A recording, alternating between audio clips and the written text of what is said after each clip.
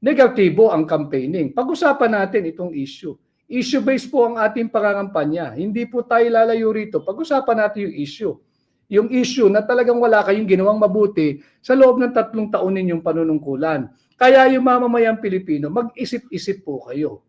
Kung gusto po niyo magpatuloy ang another 3 years na walang humpay na nakawan, na walang humpay na sinasalaula ang ating taunang budget, wala hong problema sa katulad ko.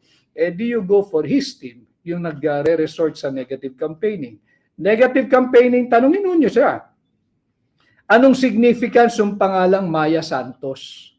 Tanong niyo siya. Kung merong isang press conference, kung may matapang na miyembro ng mainstream media, yung mainstream media na yan, alam mo ninyo, walang binalitang tama na yan. Walang binalitang tama yan. Huwag ho kayong susubaybay dyan. Doon kayo tumungo sa mga miyembro ng new media na nagdidiskurso ng tama.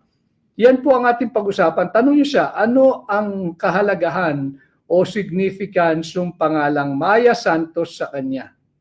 Tanong niyo po siya, ano po yung kahalagahan ng Janet Napoles affidavit tungkol sa pork barrel na kanyang in-execute ni Ginang Janet Napoles noong 26 May 2014. Yan ang ating pag-usapan. Tanong niyo sa kanya kung pamilyar ba yung pangalang Richard Cambe, kay Jennifer Jen Corpus, kay Arman Padilla, kay Zenaida Ducot, at higit na mahalaga yung Maya Santos. Tanong niyo po sa kanya yan bago siya mag-resort sa negative campaigning. Tanong niyo sa kanya kung gaano kahalaga yung mga pangalan na yan at ano yung significance ng 26 May 2014 affidavit ni Janet Napoles tungkol doon sa pork barrel.